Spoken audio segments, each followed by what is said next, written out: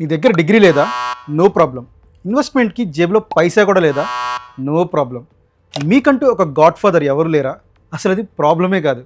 ఎందుకంటే ఇప్పుడు మనం మాట్లాడుకోబోయే వ్యక్తి చరిత్ర వింటే మీకున్న ఎక్స్క్యూజెస్ అన్నీ కూడా పటాపంచలు అయిపోతాయి. ఒక నార్మల్ స్కూల్ టీచర్ కొడుకు చదువు అవ్వక 10th క్లాస్లోనే చదువు ఆపేసి పొట్ట చేత పట్టుకుని యెమెన్ అనే దేశానికి వెళ్ళాడు. అక్కడ ఒక పెట్రోల్ బంక్లో కార్లకి పెట్రోల్ కొట్టే పనివాడిగా చేరాడు. జీతం నెలకు జస్ట్ 300 రూపాయలు మాత్రమే. పెట్రోల్ గన్ పట్టుకుని నిలబడ్డ ఆ కుర్రాడి లక్ష్యం నెలంతా కష్టపడితే వచ్చే ఆ 300 కాదు. ఏ కంపెనీ పెట్రోల్ అయితే తానప్పుడు అమ్ముతున్నాడో ఏదో ఒక రోజు అలాంటి ఆయిల్ కంపెనీకి తానే ఓనర్ అవ్వాలి అని. వినడానికి పిచ్చిలా ఉంది కదా. పెట్రోల్ బంక్ లో పనిచేసేవాడు రిఫైనరీ పెట్టడం ఏంటి జోక్ కాకపోతే అని అనుకుంటున్నారు కదా. సేమ్ ఇలానే అప్పుడు అందరూ నవ్వారు.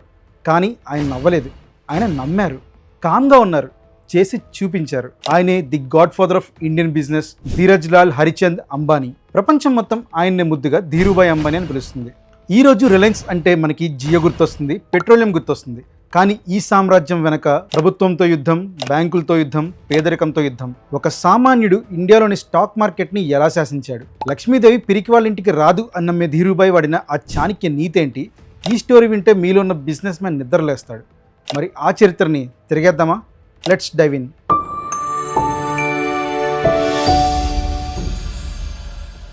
స్టోరీని 1950s నుంచి స్టార్ట్ చేద్దాం. గుజరాత్లోని ఒక చిన్న పల్లెటూరు చోర్వాడ్. అక్కడ పుట్టిన ధీరుభాయ్ చదువు మీద పెద్దగా ఇంట్రెస్ట్ లేక డబ్బు సంపాదించడానికి యెమెన్ వెళ్ళిపోయారు. అక్కడ ఏ బెస్సీ అండ్ కో అనే షెల్ పెట్రోల్ బంక్ లో అటెండెంట్ గా వర్క్ లో జాయిన్ అయ్యారు. ఇక్కడ ఒక ఇంట్రెస్టింగ్ ఇన్సిడెంట్ చెప్తాను. ఇది ఆయన మైండ్ సెట్ కి నిదర్శనం. ఆ రోజుల్లో ఆయన జీతం 300 రూపాయలు అని చెప్పాను కదా. కానీ ఆయన ఏం చేసేవాళ్ళు తెలుసా? శాలరీతో పక్కనే ఉన్న ఒక పెద్ద 5-star హోటల్ కి వెళ్ళి అక్కడ ఒక కప్పు టీ తాగేవాళ్ళు. ఆ టీ కాస్ట్ ఎంతో తెలుసా? ₹1. అప్పట్లో బయట ఒక నార్మల్ టీ జస్ట్ ఒక 5 పైసలు మాత్రమే. కానీ ఈయన 20 times ఎక్కువ పెట్టి ఆ హోటల్ టీ తాగేవారు. ఫ్రెండ్స్ అంతా తిట్టేవాళ్ళు, అరే నీకేమైనా పిచ్చా, వచ్చేదే తక్కువ జీతం, ఆ టీ కోసం ఎందుకు అంతంత తగలేస్తున్నావు అని చెప్పి తిట్టారు. అప్పుడు ధీరుభాయ్ నవ్వి ఏం చెప్పారో తెలుసా?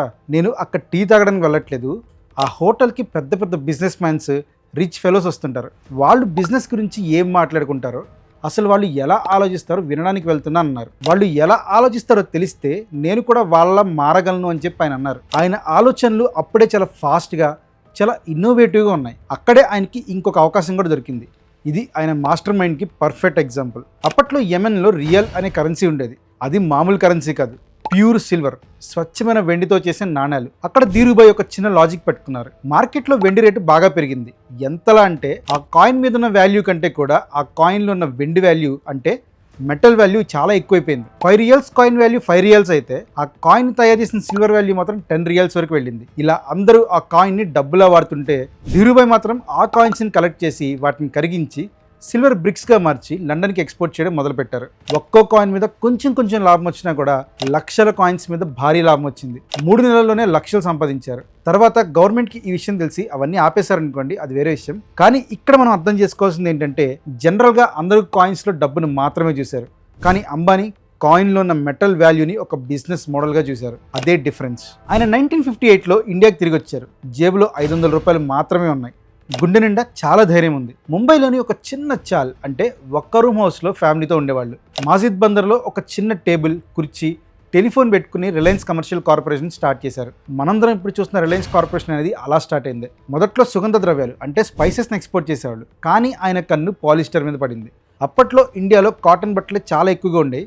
పాలిస్టర్ అనేది రిచ్ పీపుల్ మాత్రమే యూజ్ చేసే ఒక క్లాత్. దాన్ని ఇంపోర్ట్ చేసుకోవడం చాలా కష్టం, లైసెన్సులు కావాలి. ఇక్కడే ధీరుభాయ్ తన చాణక్య స్ట్రాటజీ 1ని వాడారు. గవర్నమెంట్ రూల్స్ని తనకి అనుకూలంగా మార్చుకున్నారనమాట. స్పైసెస్ ఎక్స్పోర్ట్ చేస్తే దానికి బదులుగా పాలిస్టర్ ఇంపోర్ట్ చేసుకునే లైసెన్స్ ఇచ్చేది గవర్నమెంట్. దీన్నే రీప్లెనిష్మెంట్ లైసెన్స్ అంటారు. వ్యాపారులందరూ కూడా ఆ లైసెన్సుల్ని మార్కెట్లో వేరే వాళ్ళకి అమ్మేసుకునేవాళ్ళు. కానీ ధీరుభాయ్ అవే లైసెన్సెస్ని వాడి విదేశాల నుంచి పాలిస్టర్ యాన్ అంటే దారం తెప్పించారు. దాంతో బట్టలు తయారు చేశారు. విమల్ అనే ఒక బ్రాండ్ని ఎస్టాబ్లిష్ చేశారు. ఓన్లీ విమల్ అని చెప్పి పదే పదే అప్పట్లో ఒక యాడ్ వచ్చేది. అది మీకు గుర్తుందా? అప్పట్లో ఈ యాడ్ అనేది ఒక సెన్సేషన్ అనమాట. అప్పటిదాకా జస్ట్ రిచ్ పీపుల్కి మాత్రమే అవైలబుల్గా ఉండాల్సిన ఈ పాలిస్టర్ని సామాన్యుడికి కూడా అందుబాటులోకి తెచ్చారు ధీరుభాయ్. విమల్ షోరూమ్స్ని ఇండియా మొత్తం ఓపెన్ చేశారు.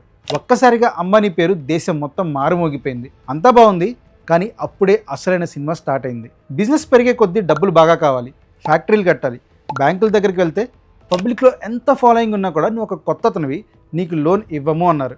స్టాక్ మార్కెట్ ఏమో కేవలం కొంతమంది గుజరాతీ బ్రోకర్ల గుప్పెట్లో మాత్రమే ఉండేది. సామాన్యుడికి స్టాక్ మార్కెట్ అంటే ఒక భయం. అప్పుడు ధీరుభాయ్ ఒక క్రేజీ పని చేశారు. అదేంటంటే ఆయన డైరెక్ట్గా ప్రజల దగ్గరికి వెళ్ళారు. చాణక్య స్ట్రాటజీ హ్యాస్ టు ఇక్కడ వర్కౌట్ చేశారనమాట. అదే ప్రజాశక్తి, పవర్ ఆఫ్ పీపుల్. బ్యాంకులు నన్ను నమ్మకపోవచ్చు, కానీ నా ప్రజలు నన్ను నమ్ముతారు అని ఒక పెద్ద రిస్కీ స్టెప్ వేశారు. రిలయన్స్ ఐపీఓ ఇనీషియల్ పబ్లిక్ ఆఫరింగ్ని అనౌన్స్ చేశారు. అప్పట్లో షేర్ మార్కెట్ అంటే గ్యాంబ్లింగ్ అనుకునేవాళ్ళు.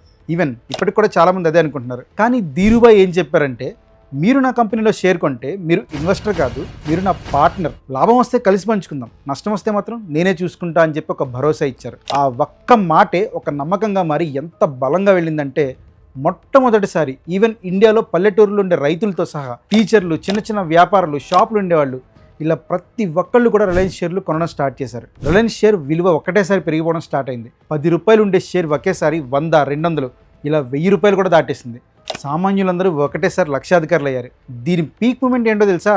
1985లో Reliance company annual general meeting పెట్టాలి. మామూలుగా కంపెనీ మీటింగ్స్ ఒక హాల్లో జరుగుతాయి, కానీ రిలయన్స్లో ఇన్వెస్ట్ చేసిన జనాలు ఎంతమంది వచ్చారంటే ముంబైలో ఏ హాల్ కూడా సరిపోవట్లేదు. చివరికి ముంబైలోని కోపరేజ్ ఫుట్బాల్ స్టేడియంలో మీటింగ్ పెట్టాల్సి వచ్చింది. ప్రపంచ చరిత్రలో ఒక కంపెనీ మీటింగ్ కోసం స్టేడియం నిండిపోవడం అనేది అదే మొదటిసారి, మేబీ అదే చివరిసారి కూడా అనుకుంటా. స్టేజ్ మీద ధీరుభాయ్ నిలబడి మైక్ పట్టుకుంటే 12,000 మంది జనాలు ధీరుభాయ్ ధీరుభాయ్ అని చెప్పి అరుస్తుంటే అది చూసి పాత బిజినెస్ మెన్లు అందరూ షాక్ అయిపోయారు. వీడెవడరా సామాన్యుడు అనుకున్నాం, కానీ వీడు జనాల్ని పిచ్చోళ్ళని చేస్తాడని చెప్పి భయపడ్డారు. కాకపోతే ఇక్కడ ఎప్పుడైతే ఎదుగుదల ఉంటుందో అక్కడ శత్రువులు కూడా ఉంటారు. The great Indian share market fight ఇక్కడి నుంచే స్టార్ట్ అయింది. 1982లో కోల్కత్తాకి చెందిన కొంతమంది బ్రోకర్లు బేర్ కార్టెల్స్ ఒక ప్లాన్ వేశారు. బేర్స్ అంటే స్టాక్స్ని పడేసి లాభం తెచ్చుకునే అని అర్థం అనమాట.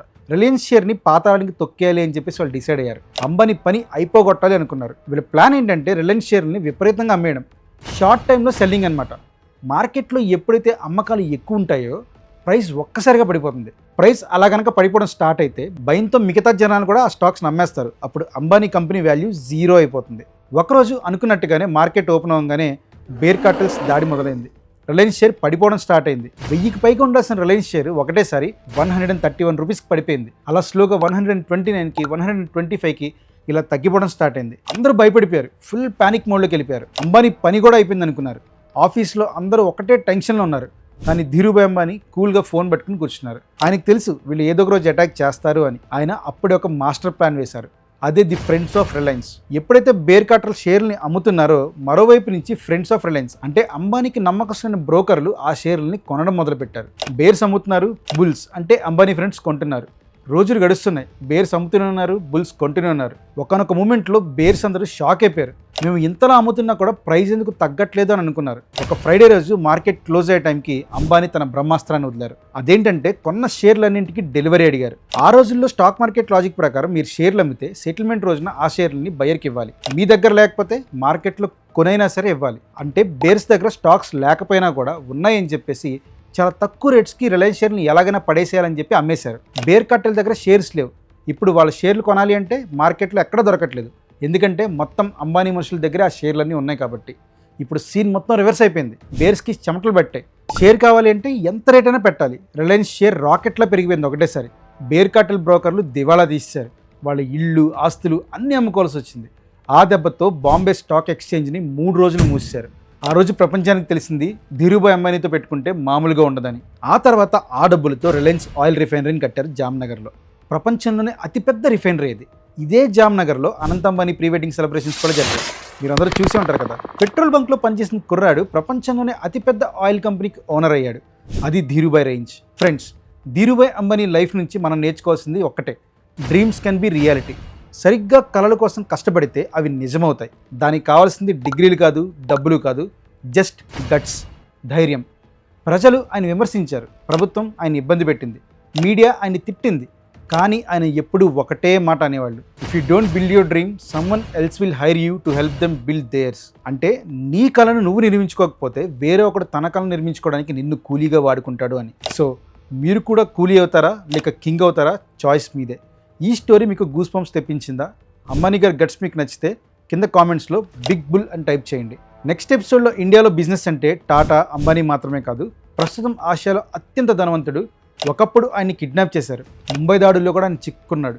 అయినా సరే మృత్యుని జయించి ఒక పెద్ద సామ్రాజ్యాన్ని స్థాపించాడు. అది మామూలు సామ్రాజ్యం కాదు. ఆయన స్టోరీ వింటే మైండ్ బ్లాక్ అవడం ఖాయం. ఆయనే ది గౌతమ్ అదానీ.